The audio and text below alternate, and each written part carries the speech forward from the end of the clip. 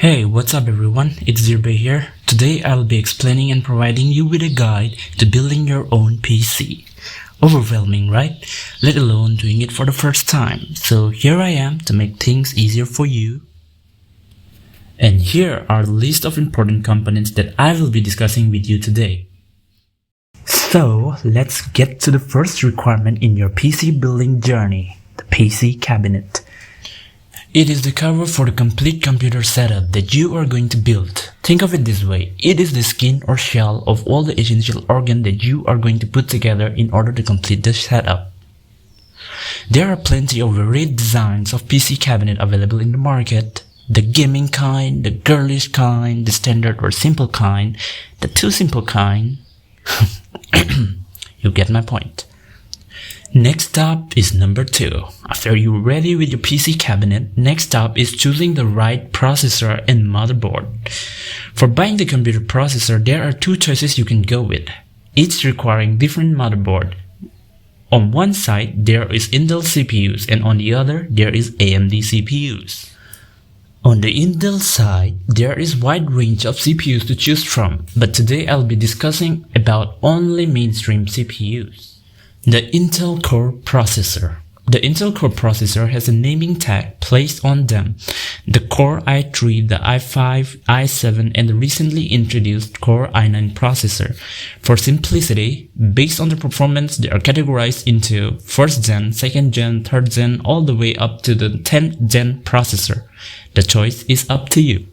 On the AMD side, similar to Intel Core Processor, there is huge collection of processors, but the AMD Ryzen processor are the mainstream segment. Here is a quick breakdown of the different AMD Ryzen processor brackets.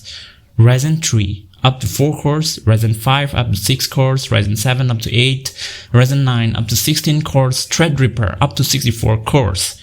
You can say the higher the model number, the higher will be the performance of the processor. Next up is number 3, choosing your favorite motherboard. After deciding the right processor for yourselves, you need to decide which motherboard would be best suited for your CPU. Every part of your PC plugs into the motherboard you choose. Its form factor dictates the size of your computer and how much you can plug into it. And the chipset/CPU socket define what kind of processor you can install.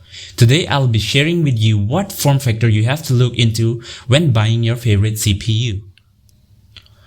On the Intel side, the CPU requires some specific requirements that must be met by the motherboard. Say for 3rd gen Intel Core processor, the motherboard must have an LGA1155 CPU socket. For 4th gen and 5th gen, LGA1150 socket. For 6th gen to 9th gen, LGA1151 socket, and for the 10th gen, the LGA1200 socket is required. But remember, not all processors are supported in the same motherboard having the same CPU socket. The motherboard must have one of the chipsets, which are the 100, 200, 300 and 400 series chipsets respective to their generation, in order for the CPU to be compatible. And in case of AMD, the motherboard must have an AM3 or AM4 socket respective to the AMD CPU's generation. Okay, let's move on to number 4, which is choosing the right power supply for your CPUs or motherboard. Choosing the right quality of power supply is a crucial part in your PC building journey. Choosing the wrong power supply for your PC and you can kiss your newly built PC goodbye. I'm just kidding. Your PC won't be able to run at its full potential, that's all. The other name of power supply is SMPS or switch mode power supply. Depending on the number of components connected to the motherboard and the power rating of each component, you can choose from say 350 watt, 450 watt, 500 watt, and so on. Also, one thing you have to look into while buying a power supply is the 80+ rating. It is the power conversion efficiency from AC to DC, and computer components is pretty much trash without it. Now let's move on to number 5 of today's discussion, RAM or random access memory. The amount and specs of your system's RAM can make a world of a difference from the number of programs that you can have open before your system starts getting sluggish to the overall system's performance. Today we will be focusing on desktop memory and not on laptop's memory, so let's get right to it. There are plenty of variants of RAM. It comes with say 2 gigs, 3 gigs, 4 gigs and all the way up to 32 gigs of RAM. Of course, you can install multiple of these at the same time if your motherboard supports it.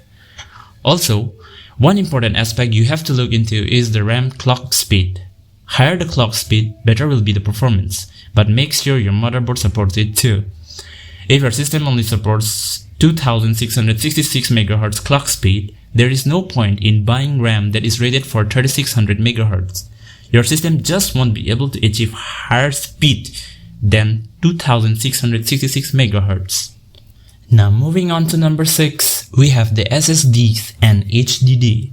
No matter what system you build, it will be of no use if your system has no place to store the data or files anywhere.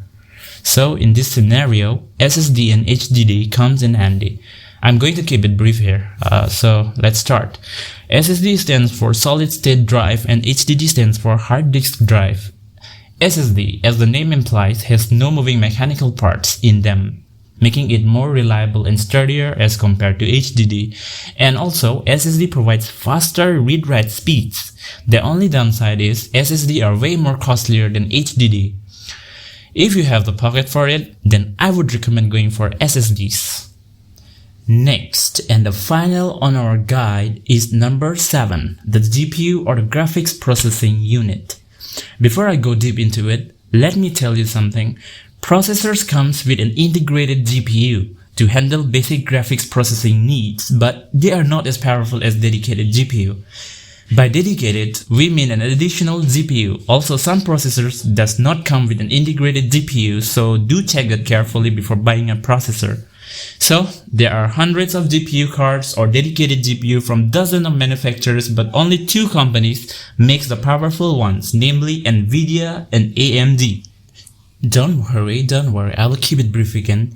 Nvidia has different name tags, each referring its built-in architecture. For instance, Nvidia GTX 700 series has Kepler architecture, Nvidia GTX 900 series has Maxwell architecture, the GTX 10 series has Pascal architecture, and the Nvidia GTX 16 and 20 series has the Turing architecture.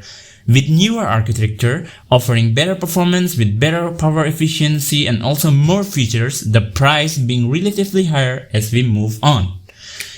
On the other hand, AMD GPUs has named its GPU side the Radeon Graphics. If we look at here, the entry-level AMD Radeon RX 560 and 570 are the affordable GPU with decent performance.